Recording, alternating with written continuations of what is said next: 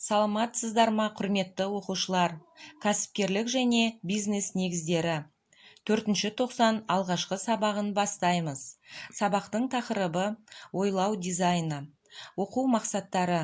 Ойлау дизайны әдістеменің кезеңдерін қолдана отырып, практикалық тапсырмалар арқылы клиенттерге бағытталған шешімдерді құру, жиналған ақпаратты талдайды, жүйелейді және түсіндіреді.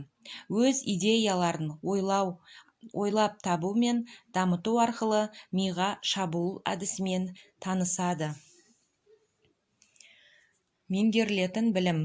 Ойлау дизайнының мәні, ойлау дизайнының қолданылуы, ойлау дизайны тәсілдерінің бизнес идеяларды іздестіру мен бизнес процестерді ұйымдастырудың дәстүрлі тәсілдері мен салыстырғандағы артықшылықтары.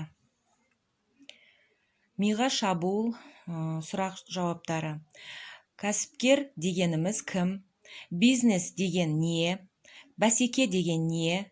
Швот талдау деген не? Бренд дегеніміз не? Маркетинг дегеніміз не?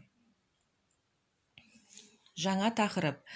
Ойлау дизайны бұл дизайннан алыс адамдардың кең ауқымды міндеттерді шешу үшін дизайн құралдарын пайдаланылуы. Ойлау дизайны негізінен интуицияға, мінез-құлық моделін танып білуге, функционалды және эмоциялық салмақ салатын идеяларды жасай білуге негізделген. Ең прогрессивті компаниялар эмоциялар мен есептеулердің бірлесуін таңдайды. Дизайнерлер дайын өнімді жай ғана безендіріп қоймайды, оны әзірлеуге белсенді қатысады. Дизайн ойлаушылар мақсатқа жетудің дұрыс жолы көп деп біледі. Олар қай жерде болса да бастамашысына айналады. 1970 жылдардағы Harris Park үшін графикалық интерфейс жасалған. Тимот пен Ларри Тестлер жұмыс үстелі метафорасын ұсынды.